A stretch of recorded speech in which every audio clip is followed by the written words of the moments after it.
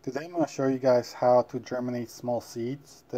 Just so happens that I'm going to do one for a plant called Mullein. I picked up some seeds from a plant that I saw growing on the side of the road.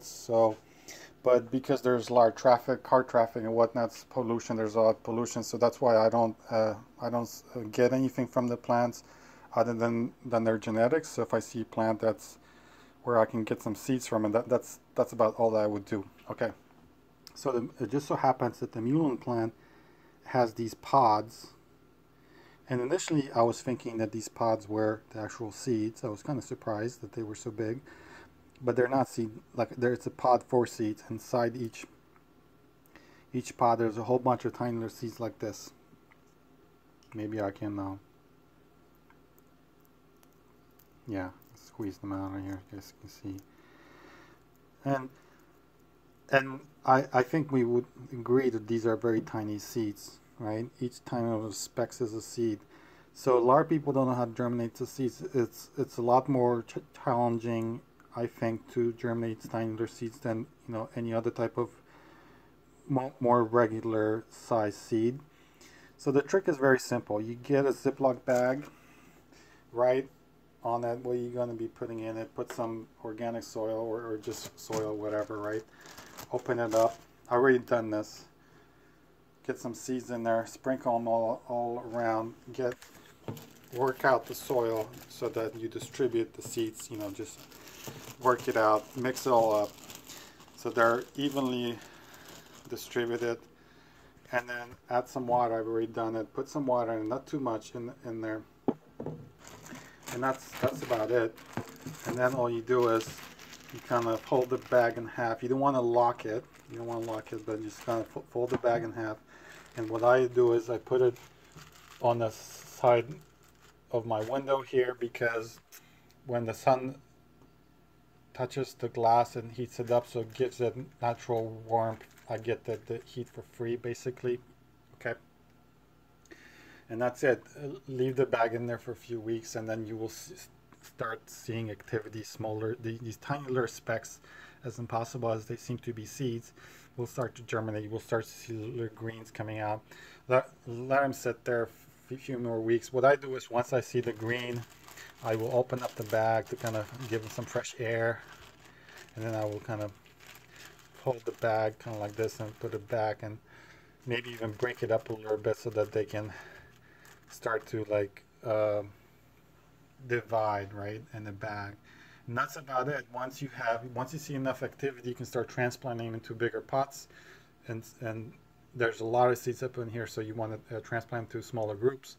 Then let them grow up. Then you can depending on what kind of plant it is, then you can transplant them into their final destination. So the mullein plant, I'm going to plant this guy. I have a really good spot in my property, nice and clean, no car pollutions or anything like that of any sort, and so they will grow up to be nice and clean, and I'll get the health benefits, what I'm after. And then the mullein plant is biannual. What that means is it comes back every year, but first year it mostly just grows leaves, right? And the second year it grows this long stalk, and there's a lot of benefits. There's a lot of uses to this plant. You'll be surprised of how many. That's why I urge you to watch some videos on YouTube about mullein just in general. Since we're looking at this book, I'm not familiar with every single one of these plants, but many.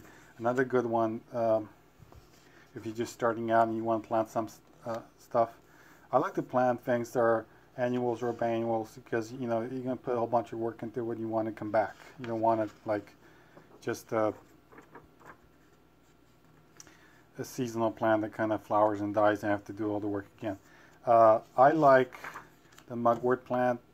Beginners, it's not a simple plant by any means, but it's a beginner favorite because it's very easy to grow and come back over and over and over. There's a lot of awesome properties. I'm not going to tell you what they are. Go and explore. Mints come in different varieties of mints. There's tons and tons of cool plants in here, and they all have different effects and whatnot. The medicines that and the chemicals that are found in plants are very powerful. So you have to research them, especially if you're just starting out. St. John is one plant that's very powerful plant. It comes with a lot of benefits. But some plants, I'm just going to tell you what really quickly, is they can interact with medications. So you have to do your research. See, look up if you're going to take St. John specifically. This plant can interact with a lot of medications. So if you're taking a lot of medications, look up the medicine or medicines. See if it's going to interact. If you're not sure, ask your doctor about it. You know, next time you talk to him or you go for a visit, write down all the things and just ask him. You're paying them a lot of money just to talk to you for a few minutes. You might as well get your money's worth. By the way, if you're interested about what book I'm looking at, this is an awesome book. I have many herbal books about all kinds of gardening books, and this is an awesome book. I just picked this up today. So that's it.